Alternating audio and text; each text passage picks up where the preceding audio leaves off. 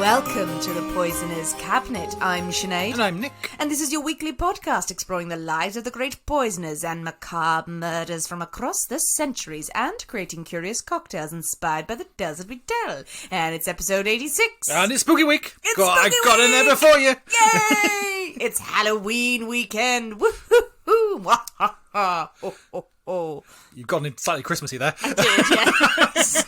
Well, sometimes scary beasts go, ho, ho, ho. No, they don't. No, they don't. I don't think there are any scary beasts going, ho, ho, ho, coming down your chimney at midnight on the in December. Santa is scary. Yeah, terrifying.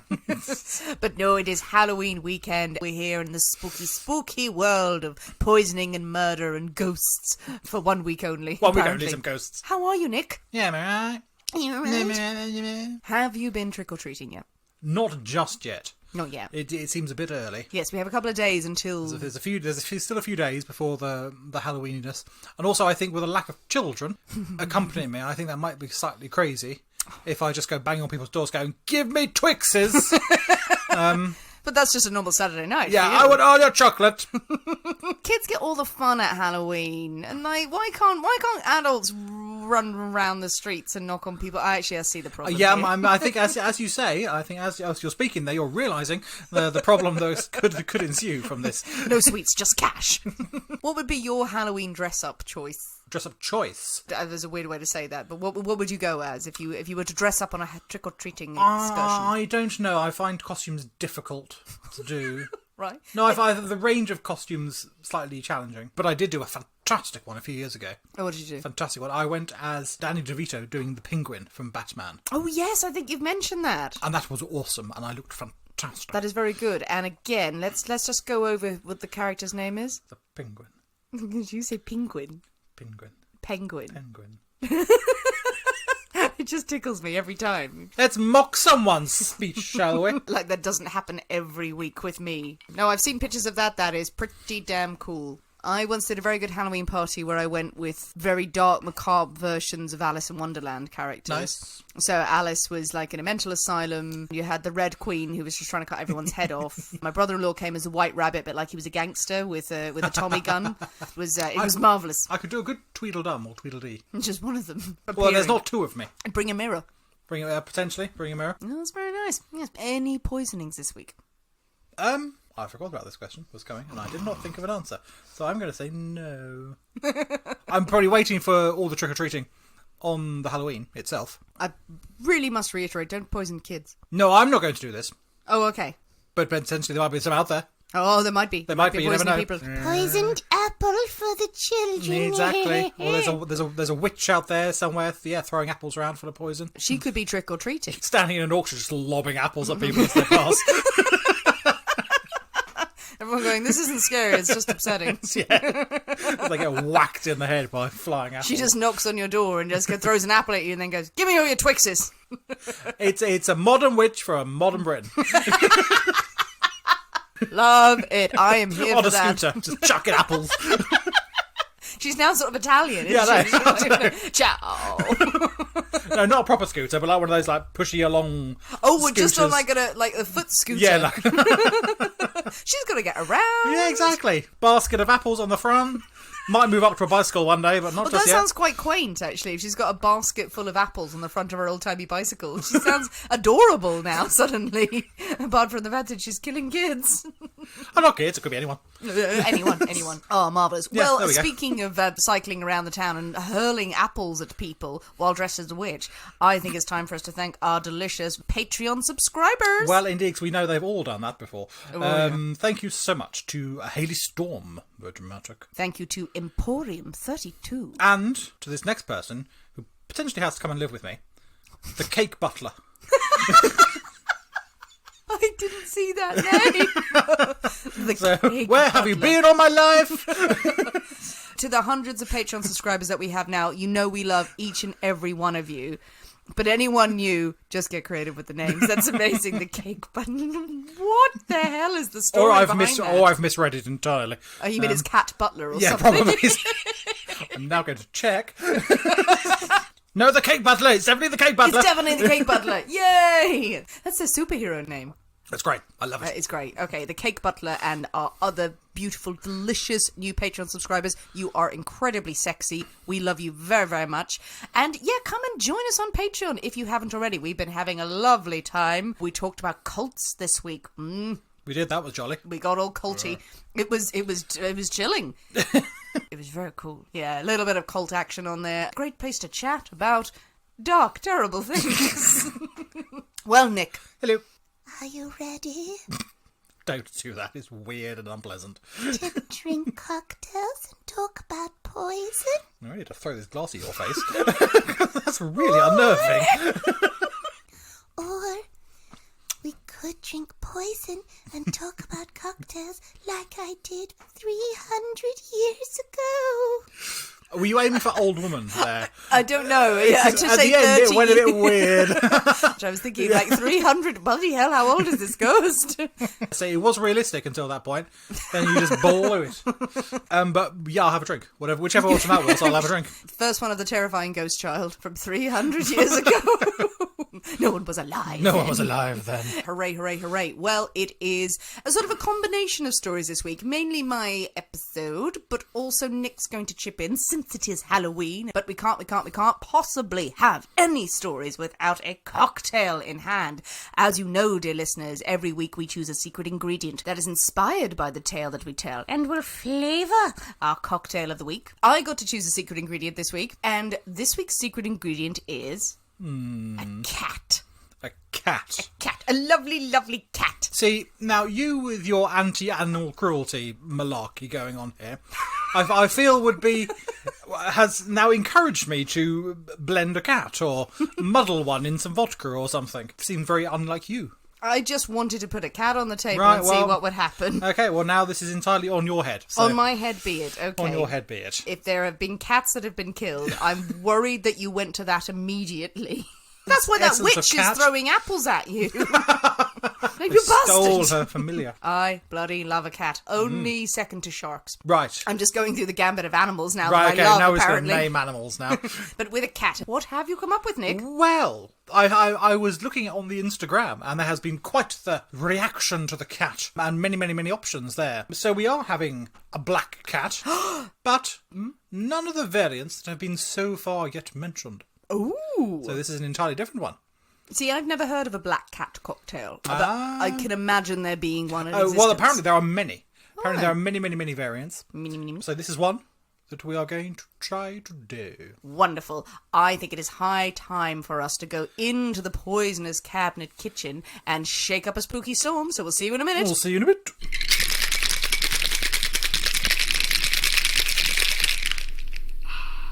And we're back. Hello. Oh, Nick, a black cat. Yes. A black cat has crossed our path. It's not very black. It's not very black. No, it's brown. It's a brown cat. It's brown cat. Brown drinks serve us well. This is true. This is true. We do have luck with brown drinks. It's quite dark though. I'll give you that. It is relatively dark. It is. Now, I'm excited to try this because, again, I have no knowledge of what a black cat cocktail is or what any of the variants are, so I literally do not know what's going to happen to my mouth in a minute. No, neither do I. Are you feeling confident about this? I'm. Oh, God. I think it's going to be potent. Okay, good. I need a drink this Yeah, no, evening. this is certainly a drink with a big capital D. So. That needs to be the name of your cocktail book. Drinks with a capital D. Big D energy. Big D energy. Okay, Yeah. so let's dive in. Merry Halloween. Merry Halloween. Oh, no. Something did happen to my mouth. Oh, I'm pleasantly surprised. Oh, God, you bloody would like that, wouldn't you? I said capital D. I definitely can guess at one. You've definitely got the Lefroy in there, haven't you? Or is it... No. Is it not? No. Oh, God. I swear, it tasted really smoky and peaty. Nope. Okay.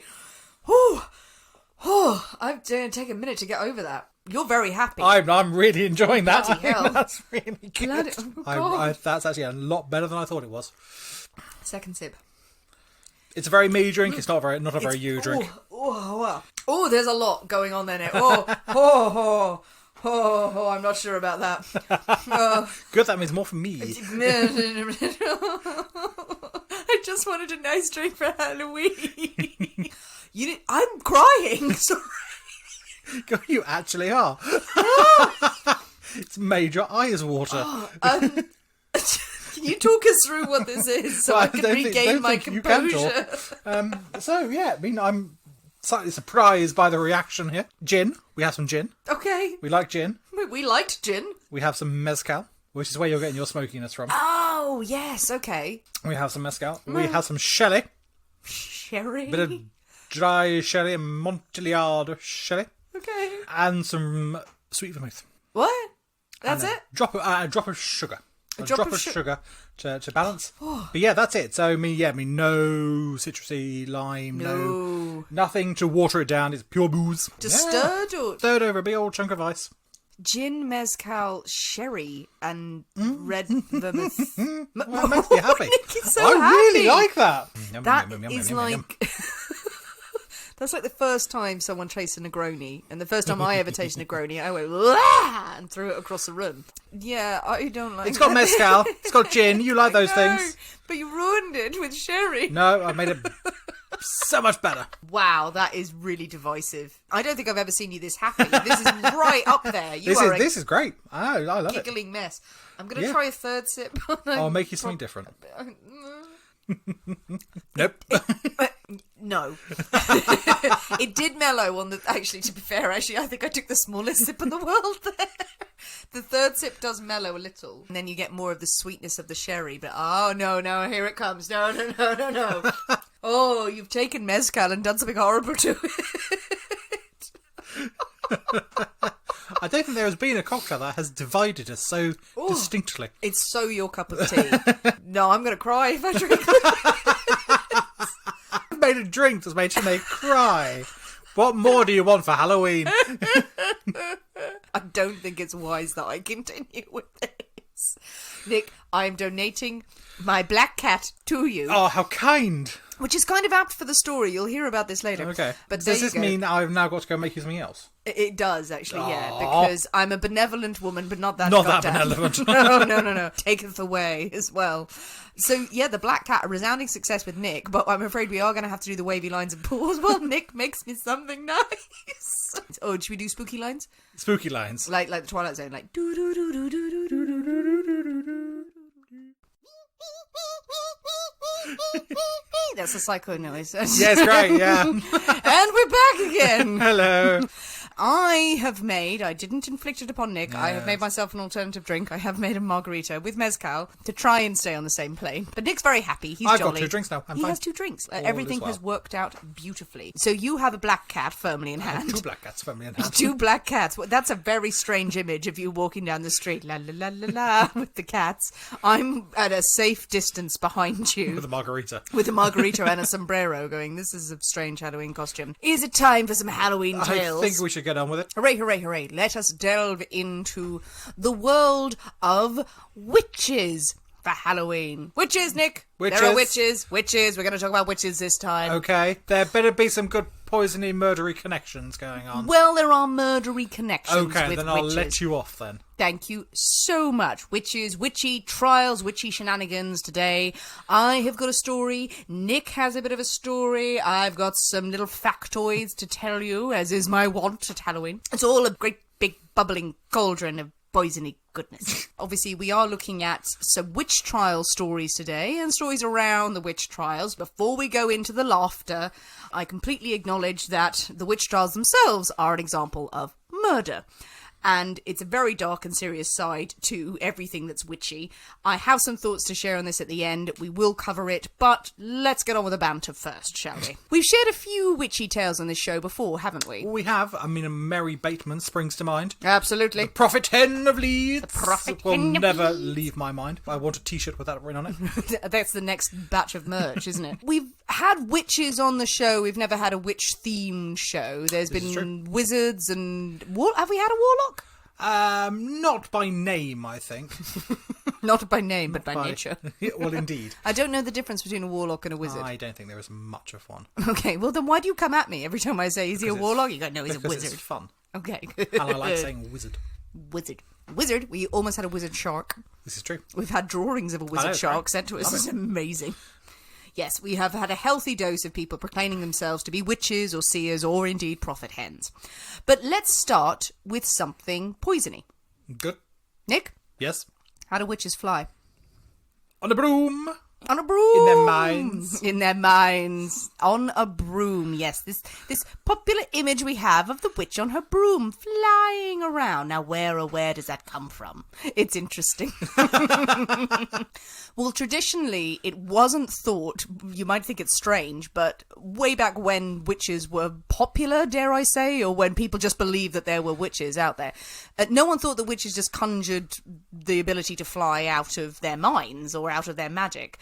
They were reported to use a flying ointment. Mm-hmm. Flying ointment, that is the word for it, not a salve. Not a butter. No, an ointment. It is an ointment. Not a liniment or a lubrication, but an ointment. No, it was a concoction, shall we say, that the witches would reportedly smear on a chair, actually. Most people thought they would put it on their chair or their stool and then fly off while seated, because you should be comfortable. Well, absolutely. You've got to be comfy in long distance of flying. You know, if like you're travelling economy or something like that, it's all a bit cramped and horrible. You want a bit of comfort. But there's always this association that witches just can't rise into the air, like we've seen in The Witch or you know, the popular films. It's the idea that they have to have an inanimate object that they make fly and then they sit on it and then they can fly as well. It's very technical. I quite like it. I think there are a lot of cases as well where the witch is actually supposed to transform into a flying thing. Yes. So which is probably has a slightly different genre of flying witches. Genre of flying witches. They have bands of them. Exactly. Flying Witches Squadron. It's quite nice. But they would put these ointments on their chairs or their brooms, if you would believe it. And now Francis Bacon himself, not the modern one, the old one. The old one, yes. The old one, obviously. He described the ingredients as the fat of children digged out of their graves. Nice. And the juices of smallage, wolfsbane, and cinquefoil mingled with the meal of fine wheat. Classic. Well, that may be true, but it is far more likely that the witches or covens, or maybe those who just watched them, were under the influence of something pretty toxic, but pretty trippy as well. But pretty trippy. Pretty trippy, yes. Plants like our dear old friend belladonna, hemlock, mandrake, and the lovely, lovely opium. What's not to like? So there's theories that the flying ointments that the witches used were no more than drugs, and they weren't flying at all. No, just lots of hallucinations. Exactly. They were flying in their minds. The idea of flight is just another way of saying you were totally high, but poisoned up to your tits, really. You're looking at your book. And you're like, I am. No, I've got an interesting passage. One of my witchy books, actually relating to this very, very thing. There's a passage that was written by Witch? by an alchemist in 1562. A chap called Giovanni Battista Porta. Nice. Who is commenting on these sort of supposed hallucinogenic ointments the witches are using to get to their various sabbats and other important appointments. Because they do have a full calendar. Well, exactly. They're busy people. And I'm going to read this little extract here because I think it's quite amusing. He's actually telling about how two men he has encountered have believed that they are entirely convinced that they have transformed into animals and flown to another place. Flying to animals, I'm assuming. Well, you'll wait and see. Okay. You'll wait and see. So he says, the man would seem sometimes to be changed into a fish and fling out his arms, would swim on the ground. Sometimes he would just skip up and then dive down again. Another would believe himself turned into a goose. And would eat grass and beat the ground with his teeth like a goose, and now and then sing and endeavour to clap his wings. So he has witnessed these people who are afterwards are entirely convinced that they have either swum or flown vast distances After applying the flying their ointment. sort of their ointments, and are convinced that they have gone miles and miles and miles to their various meetings, returned again, where in fact all the while they're actually just like flapping around on the ground. And this is like 1562, so. It does really knacker the images of witches of the olden times being mistresses of the forest, huddling around their cauldrons and conjuring up spirits. It's just them lying on the ground going, Well, who knows where they went in their mind? In their mind, it looked amazing. They were there, they were dealing with the things they need to deal with, just in the mortal plane. They were perhaps less Elegant, that is the word I was looking for. Very much feels like us when we've had too many drinks and we start dancing. This is also true. Yes, but we do the pointy dancing. We look amazing. Everyone's like, wow, they are having a fit. My God, they're old. There's other interpretations of the flying ointment that are a little bit lewd, shall we say.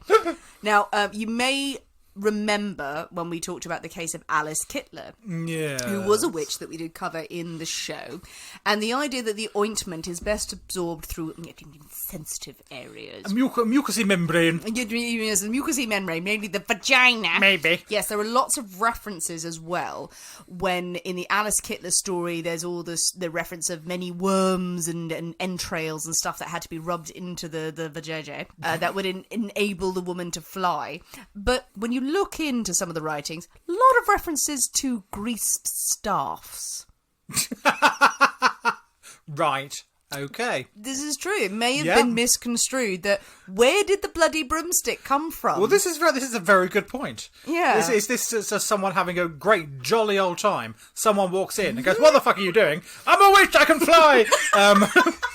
Oh, it's Halloween, Nick. The kids are listening. No.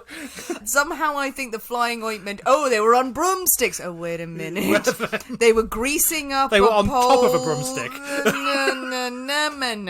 No. I'm sorry, people. Not safe for work. We probably should have said that beforehand. They will know that by our episodes. If they were listening to everything else merrily, they went, "Oh, this is the point where I turn off." Then power to you. But yes, grease staffs. There's loads of references of grease staffs, and I think that's where the broomstick reference comes from. And now we've got all these witches on broomsticks, and all these kids are like, "Yay, broomsticks!" Like, oh, kids, no.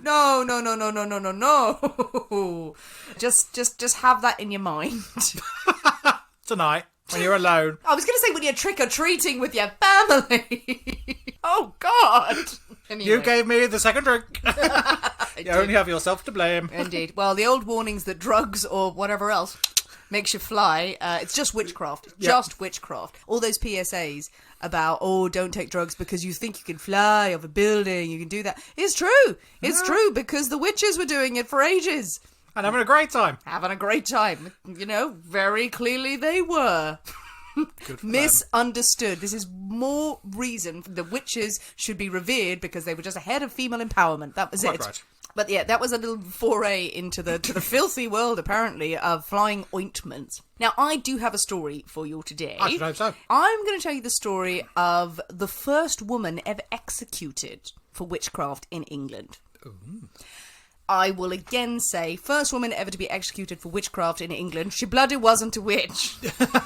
And I doubt she was the first, to be honest. Well, officially, in a trial as recorded... In the books. Yes, there are many, many cases beforehand of people going, "You're vaguely a witch. Burn her, hang her, stone her to death." But in a trial setting, and this story is mad.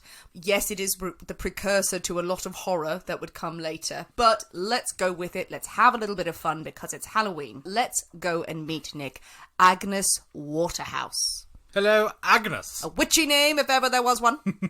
Now, Agnes was born around 1503. We're going to meet her when she's in her late 50s. She's also known as Mother Waterhouse. And she lives in the Essex village of Hatfield, Peveril. I mean, Essex, that sort of area, I mean, it is rife with witchiness. Is it genuine? No, it really is. It is that sort of area of England is the absolute centre of witchcraft, witchiness for hundreds of years. Well, also was the birthplace of poison panic as well. Absolutely, so it's perfect. But why Essex, the birthplace of witchiness? There's one thing I read that it was because it's all that sort of Essex, Suffolk, Norfolk, that sort of area. Very mystical there. Well, exactly. It's got a very mystical vibe, very very open and can be very bleak. Person said it sends people mad. Just the sheer openness and the exposed nature of it all. It's on the coast for people who don't know the area of England. It's on the coast. It is the site of many ghost stories. It's and where many Black Shuck comes from. The Black Shuck, which is one of my favourite sort of old fables. I mean, it's not Yorkshire, mate. I mean, no, but back in the day, but this is what people say. But it's host to a huge amount of spiritual activity. You've got Rendlesham Forest there as well, which I think Emma from Real Life Ghost Stories has covered. It's pretty much the the English Roswell. Nice. In sort of UFO sightings and stuff like that, and mega. history of sort of witchy, mystical behaviours and things like that. So yeah, it very much is the sort of one of the centres of English folklore and witchy shit. Excellent. Well, I mean, Agnes was born there. Good for and her. this is where we're going this week. So Agnes, as I said, she lives in Essex. She's a widow with a daughter called Joan. Joan is about 18 when we meet her. And we're meeting her in the year of 1566. And there is much to do in the town of Chelmsford, for it is the time of the midsummer assizes, Nick. Ah, the assizes. Do you know what an assize is? It's a court. Yes, it is. It is a court, equivalent of a crown or high court. They are intermittently held in these big country towns back in the day when the judges from the big smoke would leave London and come to the countryside to preside over local cases. Bit of a holiday for the judges during the hot, hot summer.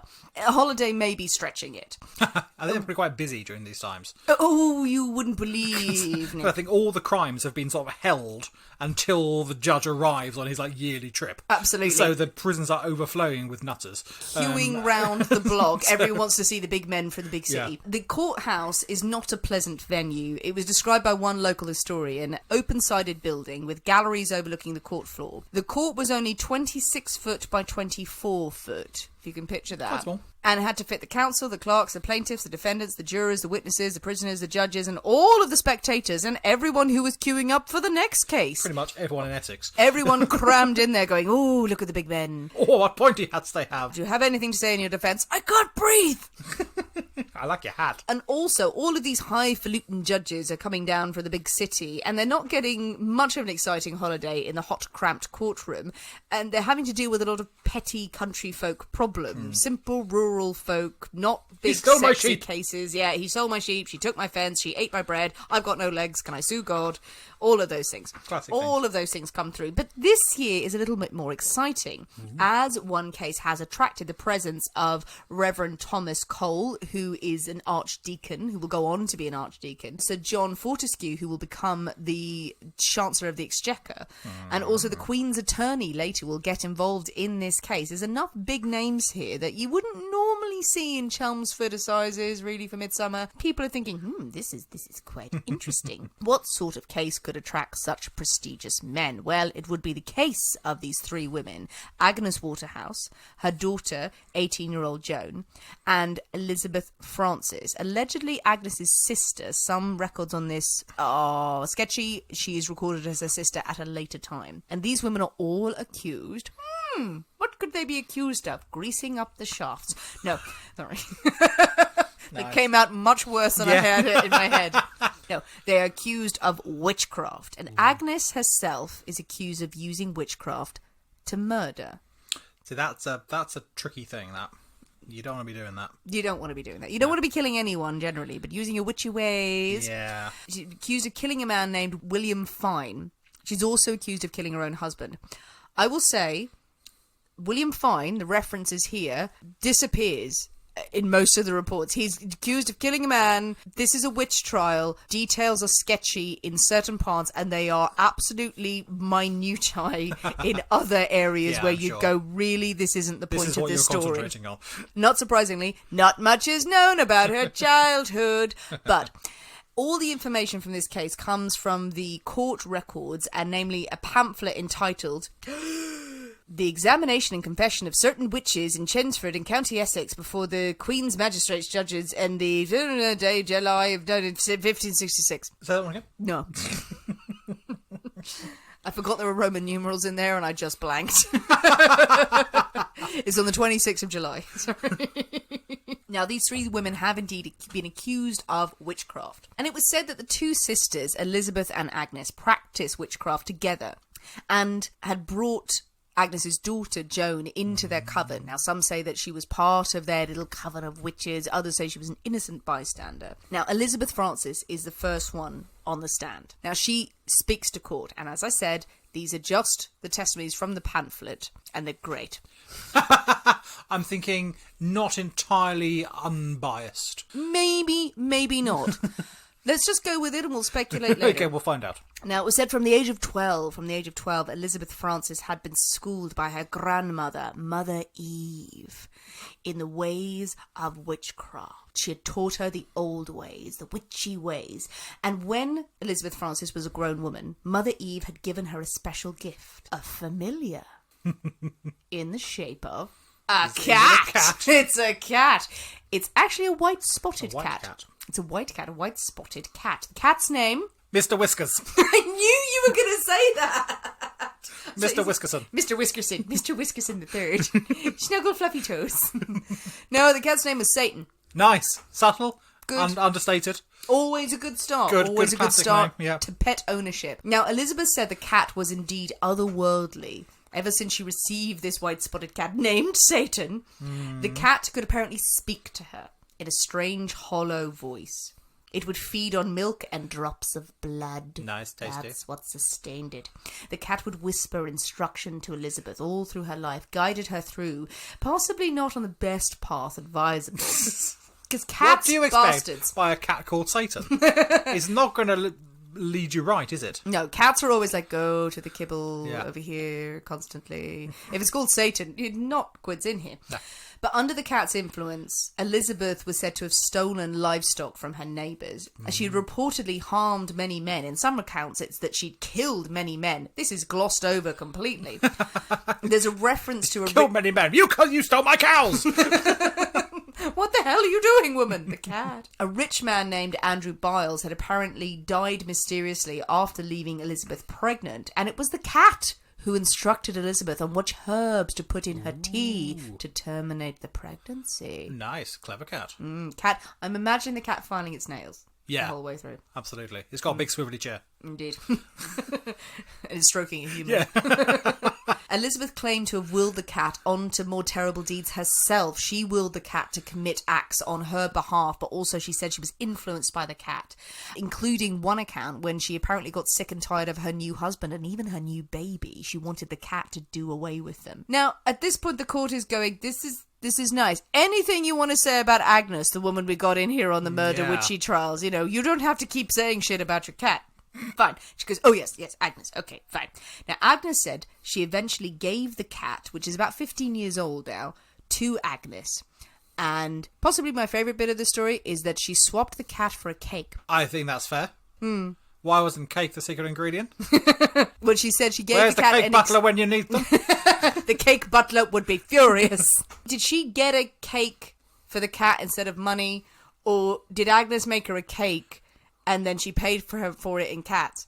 But I feel it's a question for the philosophers, maybe. I would love that. I would be with the latter. Yeah, I made you this cake. Okay, I haven't got any money. Have a cat. Cats for everyone. Just throwing tabbies at you. I made you a tiramisu for kittens. I think more people should pay for stuff in cats. In cat bartering. So Agnes was also apparently schooled in the ways of witchcraft thanks to Grandmother Eve. And Elizabeth told Agnes when she gave her the cat, called Satan, that she must give him of her blood and milk. Don't know if it's meant to be her milk or the blood or just, you know, feed it blood and milk and it'll be fine. Blood and milk will be fine. It's always good news when you get a cat and like, okay, feed it blood and milk. Yeah. It's had a past, I say it. Agnes now has the cat of Satan, or Satan the cat, and thinks, let's test out this cat. Agnes confesses that she set the cat on one of her pigs to see what he could do. Okay. And he indeed kills a pig. That's pretty impressive for a cat. It is. Agnes now thinks this is great. She's got a killer cat. I've got a mad psycho cat. Psycho cat at her command. Anytime she has a squabble with the neighbours, a dispute with a friend, she's just going to merrily set the cat onto their livestock, and the cat does his job. Apparently kills geese. Yeah. And cows. I mean, that's impressive. What size is this cat? This is in fact a lion. Is it a panther? Wandering around Essex. Or a man in a catsuit? Meow. Yeah. Well, it couldn't be that huge because apparently the cat sleeps in a pot lined with wool. This is just a detail they put in there. Keep it tasty warm. It's just snuggly warm. I like that. Snuggly It's cat. like back to snuggly cat. Apparently Agnes needed use of the wool though, so the cat was sleeping in there, so she turned the cat into a toad so she could get access to the wool, which is reasonable. Yeah, you could just say, cat, get out. Look, if you were a cat owner, Nick, you would know you don't move a sleeping cat. I'm sorry, this is the cat that she can command to go and eviscerate cows, but she can't get it out of bed. No, if your cat curls up somewhere and is all cute and snuggly, you don't move the cat. If the cat sleeps on your head, you will move out of the bed and sleep on the floor. Yeah, but because the little kitty is sleeping there. Yeah, also, that cat can kill people. I'm not going to wake it up. Yeah, that's fine. Okay, so little catty, how cute he is. Lovely, lovely cat. I'm going to turn you into a toad. Easier to manage Right. than the killer cat. Okay, not just, I'm going to wait until the cat wakes up. You've never owned a cat, Nick. You don't understand it. Once they're asleep, cats never wake up. Have you ever seen a cat? They sleep for 18 goddamn hours. So she couldn't wait for wool for 18 hours. Clearly she needed the wool. Apparently desperate for This wool. is the hole that you're picking fine, in yeah, this this is story. okay. I think I may be fixating on something that's It's good. unnecessarily. No, go with it, go with it, go with it. We need to pick holes in this plot. Yes, she turned it into a toad. Classic familiar of the witch, the toad. This is true. The toad. Yeah. It gets so much worse, Nick. It gets so much worse. Well, did the is toad all- sleep on something that she wanted? And then she turned it into a tiny fly. Also, people also argued at this point, going, Agnes didn't turn the cat into a toad. The cat turned itself into a toad, because that's more plausible. Well, if the cat is a sort of demon of Satan, the cat can do what it fucking likes. Exactly, yeah. But it was snuggly. Yeah, why would it turn itself into a toad? Yeah, no, she did that.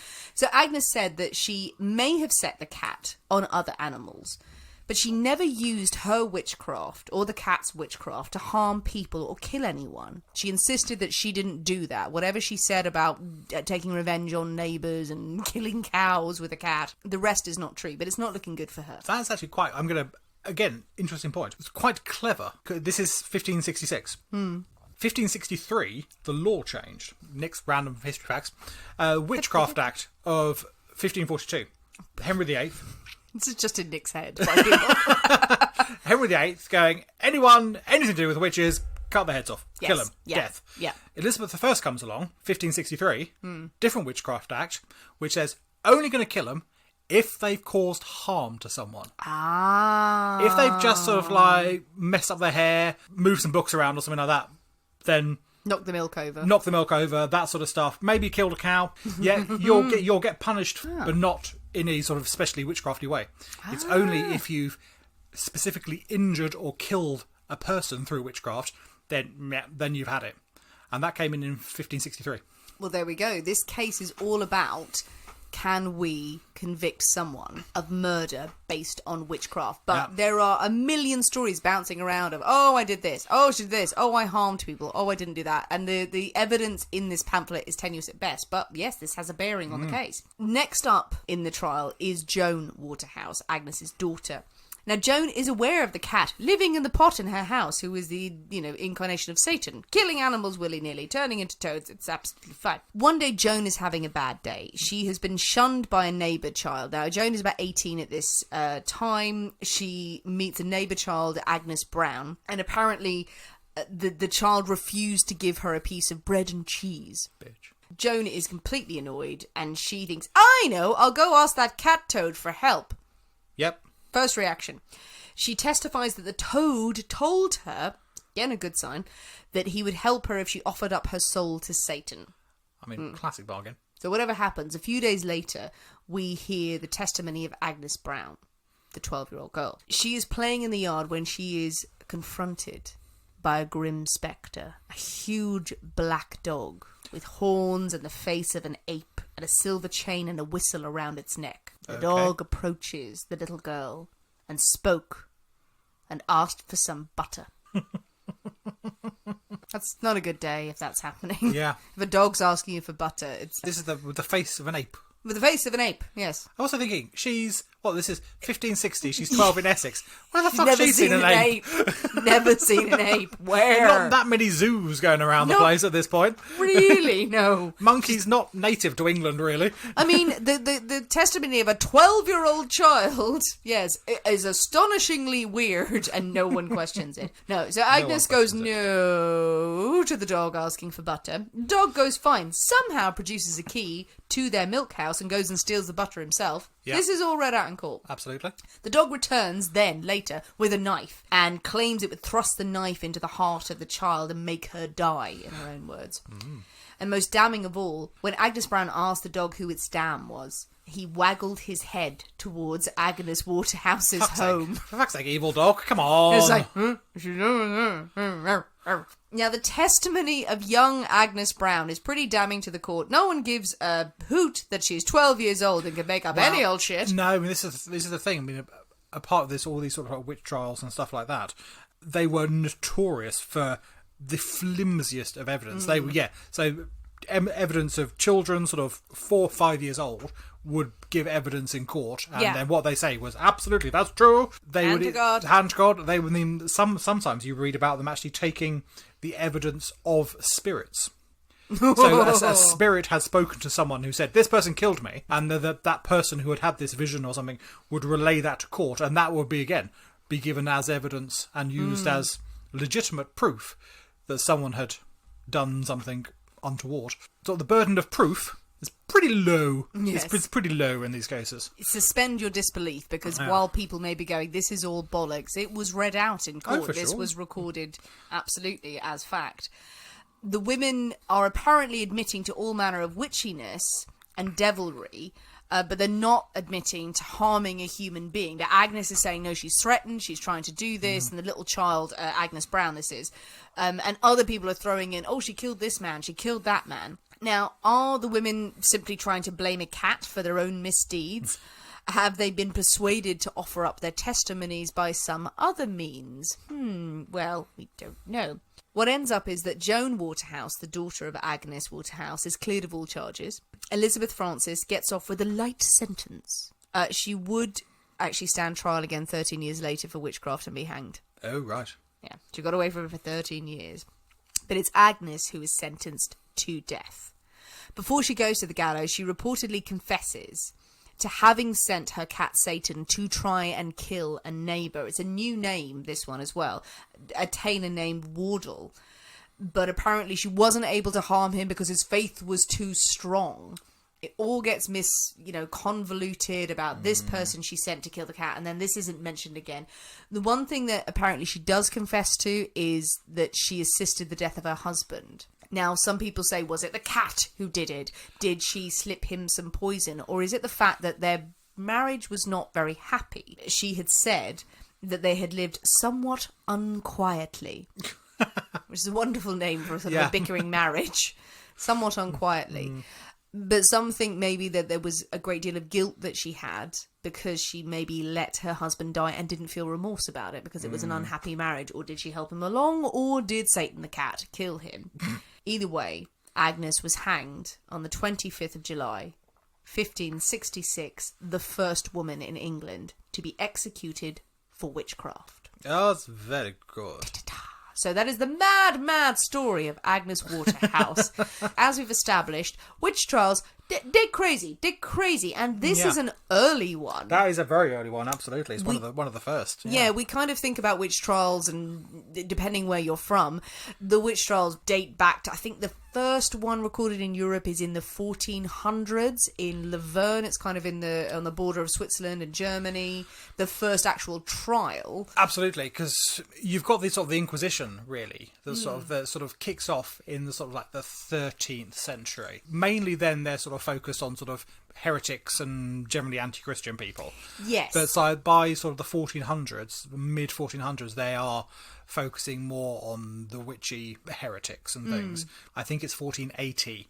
You get the delightful book, the Malleus Maleficarum. Yay. That's written by 2 German Dominican monks. The Witch's Hammer, a delightful book, which is all about identifying witches and the best way of dealing with them with a variety of pointy instruments. That comes from Germany. And it has to be said that the witch trials in mainland Europe were 100 times worse than we had them in England. Scotland was not good.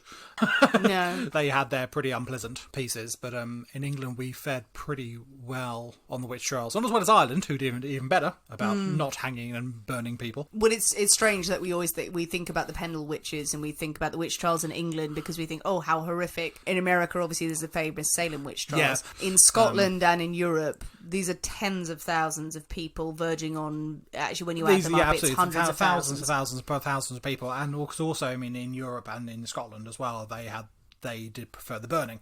Oh, they did. Whereas in England, preferred hanging.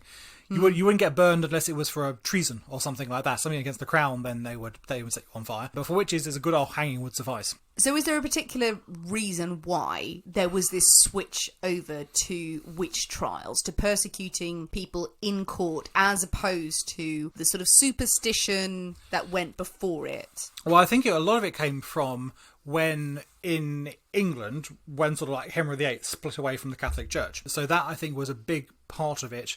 Whereas in Europe, the Pope reigned supreme, and in Scotland as well for the Catholic faith. So that was all fire and brimstone, death and burning over there.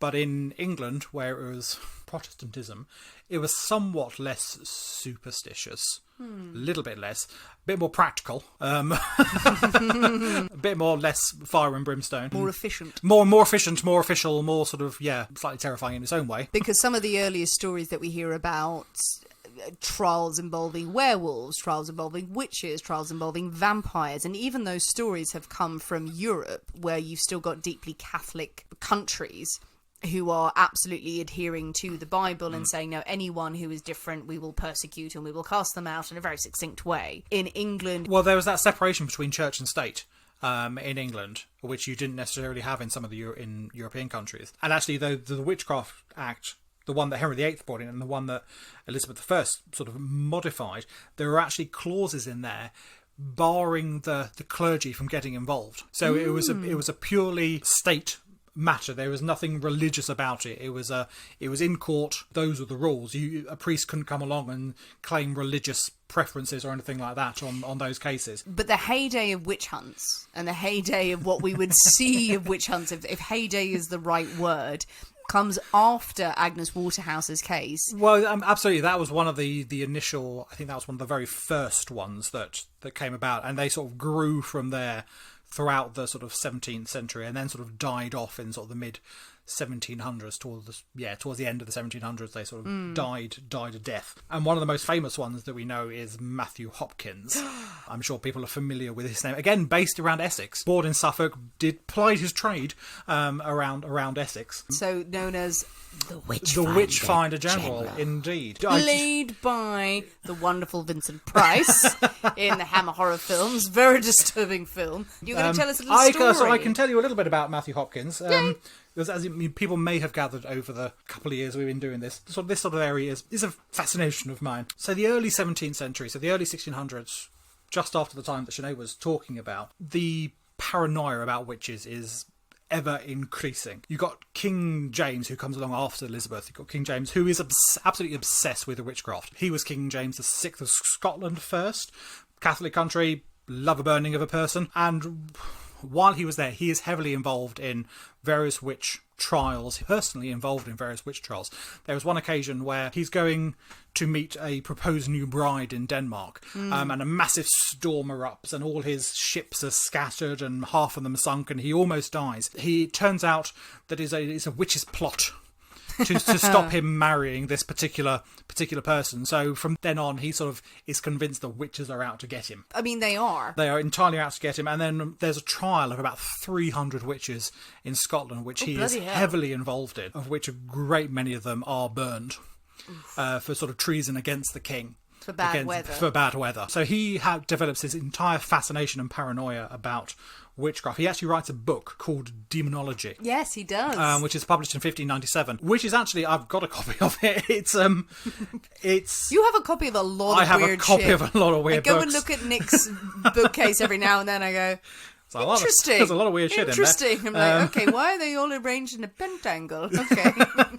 Some people think it's just a bit of, the king wrote this, so obviously they published it. But it was considered a serious sort of academic study on sort of witches, their aims, their methods, how to find them, and it was a book that was used quite a lot. But when he became James I of England, he brought all this sort of paranoia and everything with him into England. So this sort of anti-witch sentiment is only ramped up hugely by the time he arrives. Then a few years later, in 1642, you start with the English Civil War kicks off, where you've got the royalists against the parliamentarians, really, and a lot of the parliamentarians are hugely puritanical, strict Protestant sort of upbringing, no time for anything else. But during the Civil War time, you get villages and towns who are completely devastated by this. You have huge economic depression, starvation, there's this huge religious turmoil as well. Any sort of law and order sort of falls apart. You're describing the assizes that they used to go around. They stopped going around. So little towns and villages became their own sort of fiefdoms, really. And it was left to the people who lived there to manage their own affairs, really. They weren't getting any guidance from higher up the chain. So they were left to interpret sort of laws and dispense justice as they saw fit. And it's into this sort of vacuum of power that someone like Matthew Hopkins wanders in and sort of takes control. He's born in 1620, well, around 1620, in a little village in Suffolk. So this is the time of the Mayflower's maiden voyage as well to America, so you can understand the puritanical kind of depression. Absolutely, that sort of zeal and things. Let's go to the New World, let's escape England. It's horrible here. But people in England are still trying to make that sort of world here. People say we're still trying to replicate that. Some people say we ain't got enough time for this, let's go to America. America's lovely at this time of year. It's lovely over there, absolutely. So, I mean, not much is known about his childhood. You've never said that. I know. but it's true. But his first sort of definite appearance comes in 1644. In the intervening years, he has moved to Essex, to the town of Manningtree. And he has made the acquaintance of a chap called John Sterne. Now, in 1644, something happens to John Sterne, which we don't know what it was, but it leads him to accuse a number of women in the town of trying to kill him, but trying to kill him through sorcery. Was he turned into a frog? I don't think he was turned into a frog. Did the big black cat come after him?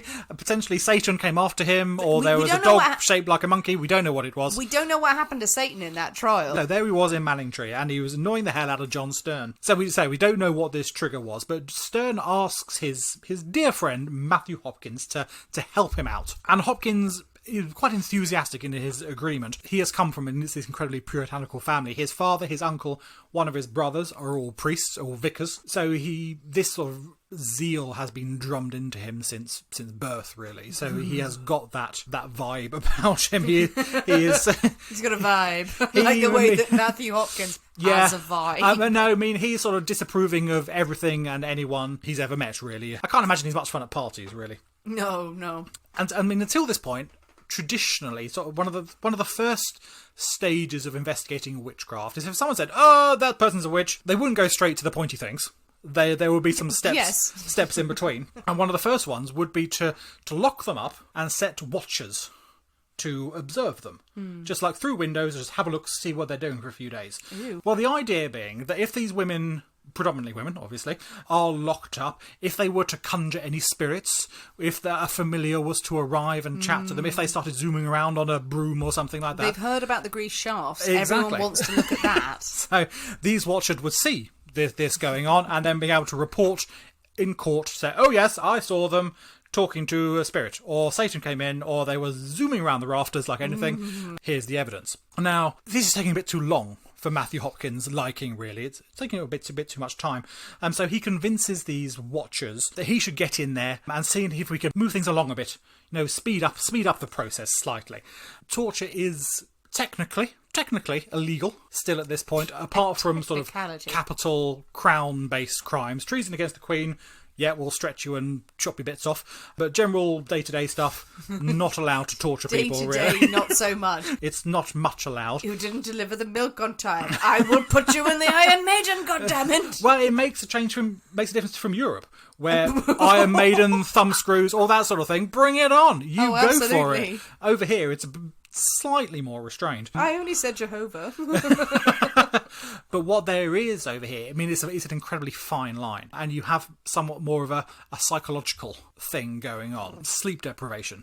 Ooh. Where people are forced to stay awake for days upon days upon days. In the end. People who are forced to run on the spot for hours and hours and hours until they pretty much collapse from exhaustion. People who were forced to walk circles around a room again for days upon days until they just collapse. So just breaking the body, breaking people down. Not with the hammers, but just with just physical and psychological. So it's all like exhaustion. It's straight out of a CIA handbook now, really. God, yeah. Oh my God, it's frighteningly stress positions and exactly. It's all that sort of stuff. So it's frighteningly modern in its approach I don't like to, we're not going to get the hammers out, but instead, yes, stress magician, sleep deprivation, banging saucepans at people for fucking hours and stuff like that. God. It's all that sort of stuff. As an insomniac, I feel it pain. I mean, there were the few sort of classic things. They obviously, the people did get searched for blemishes, warts, extra nipples and things. Extra nipples that you would use to suckle your familiar. I like the way you said, are you hiding an extra I'm nipple? hiding an extra nipple there. Where are they? Where is it? There it is. There it is. There it is. Oh, I found it. So all these sort of extra warts and these physical peculiarities, devil's marks, and of course, I mean, at the end of all this, days upon days of this sort of torture, people will say anything you want. You don't have to get the spiky things out. People will tell you what you want to hear. Of course, many women confess to doing whatever they want them to confess to, consorting with the devils, signing their souls away. There's one woman, I mean, you're familiar, called Satan. The one woman confesses to have a demon bunny familiar called Bubbles. Whoa. Bunny? A demon bunny. A demon bunny? A demon called bunny Bubbles? rabbit called Bubbles. No, she doesn't. She does. No, she doesn't.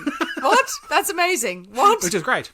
That is a fuck you to whoever is torturing you. That is lying there going, I have a bunny and it's called Bubbles. But this is also then Matthew Hopkins going, right, she's got a bunny called Bubbles. This is now fact. I've got this written down. She has confessed to having a demon bunny called Bubbles. Great. I can take this to court and use it as evidence against her as a witch. Even if it was said sarcastically or stupidly, doesn't matter. I guess if you are that exhausted, you'd wish for death to make the torture end. Torture is torture for a reason. You go, anything to make this stop, and if I have to die, it's fine. I mean, go out on a high with Bunny, Bubbles the bunny. Bubbles, the demon bunny. The demon Bubble. The demon bunny. It is the rabbit. It is a rabbit! Look at it, bones! That's exactly what it is.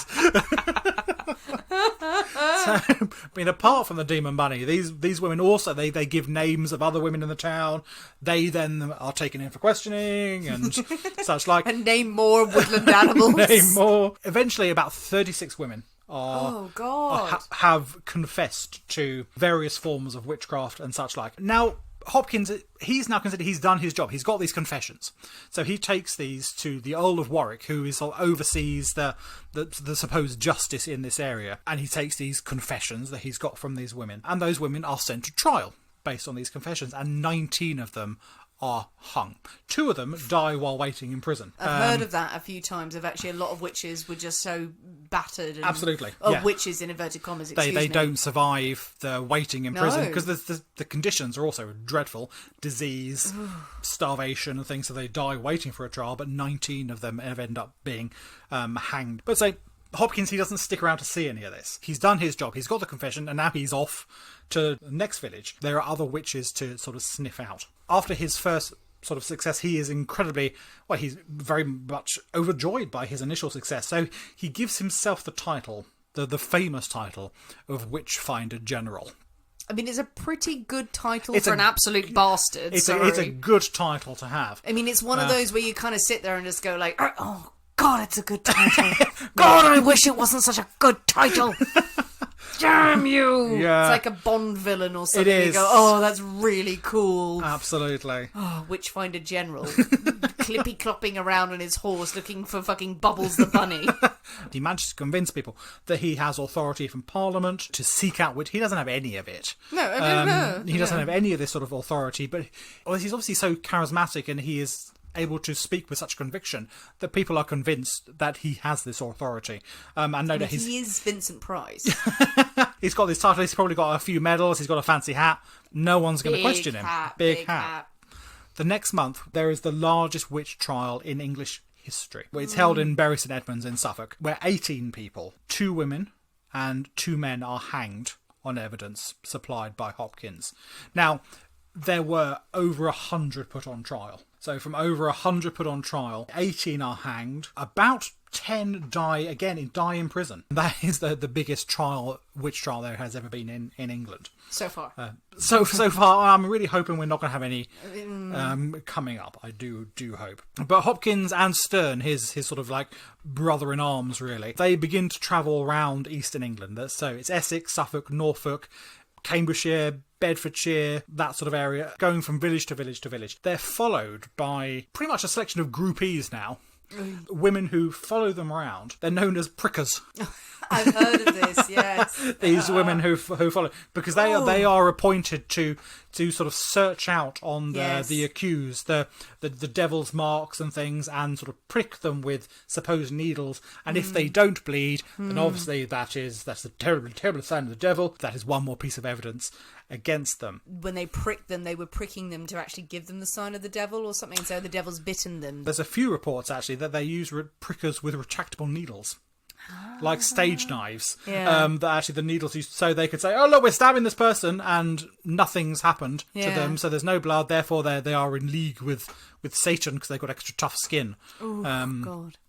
And things. And I think you may be absolutely right that other occasions where they did prick them, it's the mark of the devil. There's a blemish there, sort of thing. That's where the familiar has bitten or something like that. So it's a rigged game. It's all evidence against them. I mean, the methods they use sort of develop as they travel around. I mean, one of the most infamous is the famous ducking in a stream. Now, in Canterbury, we have a ducking stool. There is a ducking stool in Canterbury. Absolutely. Has been preserved and restored, and you can see I think in that's a Canterbury. reproduction. It is a original. It's not the original one. Well, the original one was kept for a very long time. Yeah. You can still see it. It looks amazing. It's next to some Tudor buildings. Very terrifying. Ducking stool was generally used for wives who would talk too much. Scolds, yeah. Scolds who were nagging their husbands too much, and they would just be dipped into the river for punishment. Yeah. So the one in Canterbury was not used to duck witches. Wasn't used for witches. I don't think there weren't a huge amount of witches this far, sort of southeast. It was a bit more to the north of where we are now. You see a ducking stool, it wasn't necessarily for witches. I mean, but definitely witches went into the water a lot. Definitely witches went into the water, and it tended to be, rather than like a stool or anything like that could be easily retrieved, it was tie someone up and tie them to a rope and chuck them in. Really, there was no sort of desperately complicated apparatus or anything like that. Give them a rock to hold. So the theory being that if they sank to the bottom and drowned, then they were obviously innocent. They may be dead, but God has them in heaven now, so it's fine. Good Christian water he gave, they're absolutely fine. But if they were to float, if they came back up again, then no. Obvious proof of devilry afoot. Evil lungs. Evilness going on there. So they will be hoisted out of the river and then probably hung. Then sent for trial and hung. Now, there are two theories about why someone might float. Science? No, we're talking sort of 1600s theories here. Okay. So science has not got a great deal to do with it. Hit me with it. So, first of all, if the witch came up, then obviously they are using their magic powers to make them come up so they can breathe. Therefore, witch. Or a witch has obviously made a pact with the devil. Their soul is unclean, and therefore the water, which has been used to baptize them originally, rejects them. Water shall refuse them. Exactly. The water rejects them and does not let them sink, so water pushes them out, and therefore they float. Either way, it's not going to be a good end, really. It's not a good one. No, that's just a bad day. Now, Hopkins spends the entire of 1646 conducting his sort of witch hunts, and he generally demands a relatively healthy stipend in return for his services. It's reported that Ipswich, a town in Suffolk, has to raise taxes to pay for his services. Do when they pay he arrives him there. In cats and cake? I don't believe so. I believe they pay him in cash. God, he should have just gotten onto the cats. Yeah. Depending on where he went, I mean, he didn't have like a set list of prices. If he went to a big town, he would obviously charge more than went to a small village. Oh, fair enough. But it would be somewhere between sort of £2 for a small little village up to sort of £25 for a big town. Bloody hell. Now, this is when a labourer is earning perhaps 3 or 4 pence a day. Yeah. And you're demanding £4 or £5 or £20. It's a huge sum of money. But people will pay it because people are terrified. People are paranoid about what's going on. People don't like their neighbours. People want that person's field, so people will pay it. Now, there are various different sources that claim that around between 200 and 300 people are executed as a result of Hopkins and Stern's sort of activities. But sort of reign of terror is actually relatively short Yeah. They're only active for around about 18 months, which is surprising considering how much notoriety they have. 400 years later, we're still talking about them. Good name. Good name, Witchfinder General, absolutely. That's it. But they do stop eventually when people sort of begin to question their motives. These sort of fees they're charging. They're going, well, if you're really doing this for the good of humanity and for your God, why are you charging such ungodly amounts? And there also people question, well, where is your expertise? Where is your authority coming? And people going, well, I quite like the name. So, General sounds good. So people start to question what actual authority these two have. And when eventually news of his sort of methods reaches London, they reaches Parliament. Say again, torture is meant to be illegal at this point. Whereas before it had been a bit, let them get on with it. Now the Civil War is sort of coming to a bit of a stabilisation. The Royalists are definitely on their way out. Parliamentarians have pretty much won. It's a bit like, well, we can't really be seen to be condoning this type of thing. And there's actually a group of gentlemen who write a pamphlet against him, and they say that Hopkins has used unlawful courses of torture to make them say anything for ease and quiet. Abominable, inhumane and unmerciful trial of those poor creatures by trying them and heaving them into water, a trial not allowable by law or conscience. Oh. So there's quite this backlash against him and his methods. Now Hopkins realises that his time sort of in the spotlight is well and truly over. So he's been active for about 18 months, but he's managed to kill a few hundred people, so that's good going. Really, so hurrah for you. He returns to Manningtree in Essex, where he retires, and he writes his book. He writes his book, A Discovery of Witches. Yay. Is the name of his book. In which It's not those books. It's not those books, it's the original book. The original books which they repurposed. The original A Discovery of Witches. And which he tries to rebuff all his detractors. People who are writing against him, he tries to rail against them. And he really fights his corner for sort of ridding the world of witches, really. Which I think he actually believes is a noble pursuit. In a sort of slightly twisted, or very twisted way. He believes he's doing the right thing. This book is published, and eventually it does, as we touched on earlier, it makes its way over to America, where it is pretty much used as a how-to guide during the New England witch trials, sort of later in that 17th century. Hopkins dies a year after his retirement. He's only mid-20s by this point, but he has achieved a hell of a lot. He dies around he's 27, 28, I think, when he dies. Probably tuberculosis, people think. But there's a fantastic legend that he actually goes into, he's retired, and he walks into a village one day and someone accuses him of being a witch. And he is ducked, and he floats, and he is found guilty, and he is hanged as a witch. Oh, right, okay. I mean, it would be great if that was true. It would be a rather very fitting end, but unfortunately, I think it probably was tuberculosis. Exciting. So he does. So yeah, I mean, Matthew, he's a fascinating character. It was a very special set of circumstances that allowed someone like him to flourish, really. The whole conjunction of random shit going on. It's important to remember that, because we think of Matthew Hopkins, and because of Hammer Horror, and we think of the Witchfinder General, and think this was just the way it was, and he was stopped. He was stopped, absolutely. But not before doing a huge amount of damage. Indeed.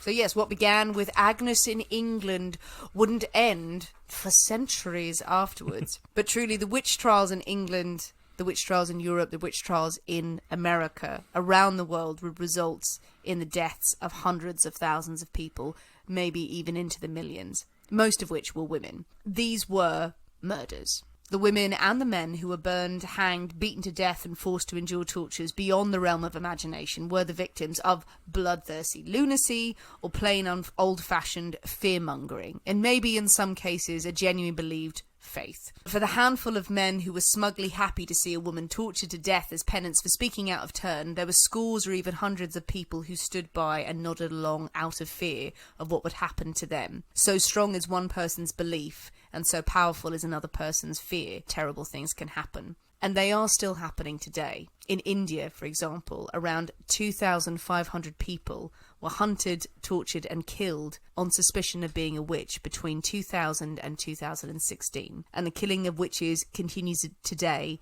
in countries such as Saudi Arabia, Democratic Republic of Congo, South Africa, Tanzania and many other locations. Witch hunts are seldom about magic, but they are always about murder. So spare a thought for the innocent witches this Halloween. And also keep an eye on your cats. And your monkeys that look like dogs. And your monkeys that look like dogs. Well, there is our little tale of witches for Halloween. Oh, thank you for the history, Nick. A lot of history good. We got a lot today. Big bonus episode of witches and witch hunters and witchfinders and witch cats and witch dogs and everybody in between. So what do you think, people? Do you have some witchy stories you'd like to share? We're obviously giving you a little excerpt of English witch hunting and witchcraft. There are more tales from Europe. There are lots more tales from America, and maybe we'll cover them in the future. But tell us what you think of the episode. Jump on the comments on any of the social media channels that you follow, and tell us your thoughts, your theories, or just what the hell you're doing for Halloween. Indeed. And if you're like me, then give the black cat a go. If you're like Sinead, then don't. Maybe try one of the other variations of the black cat. Exactly. There are many variations that people have put on Instagram and Facebook. So try those out. The recipe will be out on Friday. Have a look. See what you think. Otherwise, there are many other fantastically Halloween-y cocktails out there. But share your cocktails from Halloween weekend and share your pictures of whatever you're doing for Halloween wherever you are in the world, because we love to see them. Well, Sinead loves to see them. Thanks for listening, guys. We have been the people inside the Poisoner's Cabinet. We will see you next week. And remember, your loved ones are trying to kill you.